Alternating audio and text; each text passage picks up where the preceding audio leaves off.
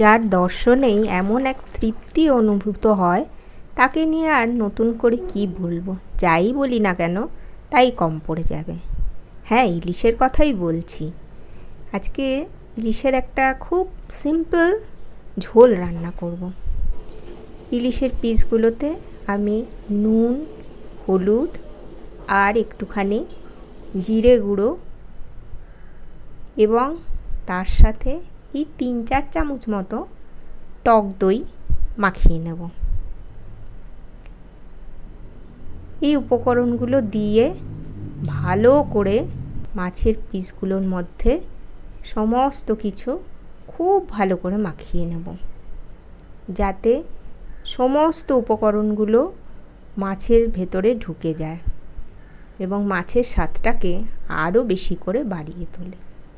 ইলিশ নিয়ে তো বলার নতুন কিছু নেই, যাই রান্না করা হোক না কেন ইলিশ দিয়ে, তাই খেতে এত ভালো লাগে। মাছের গন্ধেই মন তৃপ্তিতে ভরে যায়। আমার এই ইলিশটা একটু ছোট হলেও এর কিন্তু গন্ধটা খুব সুন্দর। এখনো পর্যন্ত যা গন্ধ পাচ্ছি, বেশ একটা অনুভূতিটা বেশ ভালোই হচ্ছে যে এই মাছটা খুব ভালো হবে।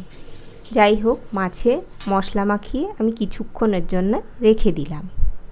এবারে এর মধ্যে দেওয়ার জন্যে আমি 2টো বেগুনকে 4 ফালি করে করে কেটে নিচ্ছি। অনেক কিছু দিয়ে রান্না করা যায়, কিন্তু আজকের দিনে আমি এটা বেগুন দিয়েই রান্না করব।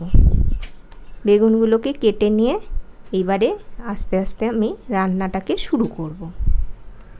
কড়াইতে সর্ষের তেল দিয়ে দিচ্ছি। সর্ষের তেলটা একটু গরম করে তার মধ্যে বেগুনের বাইরের দিকটা দিয়ে দিচ্ছি। ওই পিঠটা ভাজা হবে যে, তখন আমি উল্টে অন্য পিঠটা ভাজবো। একটু লাল লাল করে ভাজবো, কারণ ইলিশ মাছ তো খুব নরম মাছ, অল্প একটুতেই সেদ্ধ হয়ে যায়।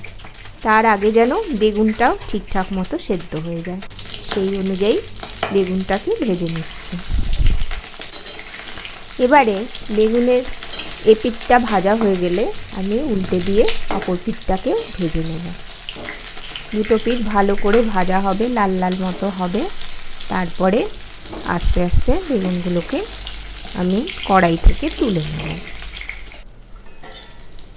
হয়ে গেছে বেগুন ভাজা, এরকম লাল লাল হয়েছে, তুলে নিচ্ছি। এবারে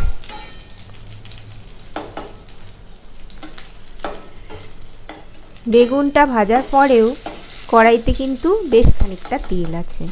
আমি এই তেলের মধ্যেই বাকি রান্নাটা করে নেব। দিয়ে দিলাম কালো জিরে ফোড়ন। ফোড়নটা হয়ে গেলে মাছগুলোকে দিয়ে দিলাম এর মধ্যে। আলতো হাতে মাছটা দিতে হবে, ভেঙে না যায়। একটা পিঠ একটুখানি যেই ভাজা হবে, তারপরে অন্য পিঠটাকে উল্টে দেবো। খুব বেশি কিছু করতে হবে না, এমনিই তো মাছ খুব তাড়াতাড়ি সেদ্ধ হয়ে যায়। ব্যাস, এই হয়ে গেল। উল্টো পিঠ করে নিলাম। এইবারে ওই যে মশলা রেখেছিলাম যে থালাটায়, ওইটা ধুয়ে জলটা দিয়ে দেবো, যাতে মশলাগুলো ঝোলের মধ্যে ঢুকে যায়। ব্যাস, এইবারে ভালো করে মিশিয়ে নেব ঝোলের মধ্যে। ঝোলটাকে ফুটতে দেব, আর দিয়ে দেবো এর মধ্যে 4-5টা চিড়ে রাখা কাঁচা লঙ্কা। ঝোলটা একটু ফুটে উঠলেই ওর মধ্যে ভেজে রাখা বেগুনগুলো দিয়ে দেব। দিয়ে ভালো করে ঝোলের মধ্যে মিশিয়ে নেব। এইবারে একটুখানি ঢাকা দিয়ে রাখতে হবে। টেস্ট করে দেখলাম একটু নুন লাগবে, দিয়ে দিলাম। দিয়ে এবারে ঢাকাটা দিয়ে দেব। ফ্লেমটাকে একেবারেই লো করে দিলাম। 5 মিনিট পরে খুলে এই রকম হলো দেখতে। একেবারে ঝোল টোল সব মিশে গেছে। উপর থেকে একটুখানি কাঁচা সর্ষের তেল ছড়িয়ে দেব। ফ্লেভারটা, টেস্টটা আরও বেশি জম্পেশ হবে একদম। ঢেলে নিলাম। মাছের ঝোল এরকম হলো দেখতে, খুব লোভনীয়। গরম ভাতের সাথে এক্ষুনি পরিবেশন করব।